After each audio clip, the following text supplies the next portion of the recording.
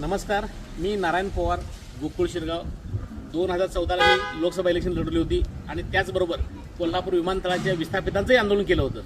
आज एवढी मोठी समस्या लोकांच्या समोर आलेली आहे की शक्तीपीठच्या नावानं लोकांच्या जमिनी हडप करण्याचा प्रकार सुरू आहे. आज आपल्याला माहिती आहे की शक्तीपीठाचा मार्ग का गरजेचा आहे.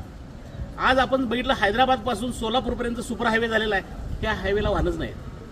आपण बघितलं तर 15-20 मिनिटांना एखादी गाडी येते, म्हणजे रस्ता पूर्ण मोकळाच आहे.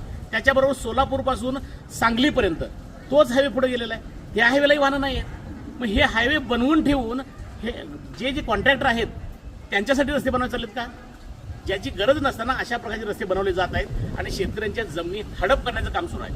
आज या जमिनी ज्या पद्धतीनं फोर्स करून सरकार काढून घेत आहे त्याच्यासाठी जनतेमध्ये अजून तीव्र आंदोलनाची आवश्यकता आहे. ज्याच्या जमिनी जात आहेत त्यांनीच नाही तर प्रत्येक लोकांनी या आंदोलनामध्ये सक्रिय सहभाग घेऊन जनक्षोभ उसळला पाहिजे, कारण लोकांच्या मध्ये ही भावना समजली जात नाही आजपर्यंत. म्हणून शक्तीपीठाच्या विरोधात संपूर्ण महाराष्ट्रातून एक तीव्र आंदोलन एकत्र होण्याची आवश्यकता आहे. म्हणजे आपल्याला सरकारला जाब विचारता येईल. शक्तीपीठ मार्ग आजच्या आज रद्द झाला पाहिजे आणि म्हणून ही चळवळ जोर धरला पाहिजे. धन्यवाद.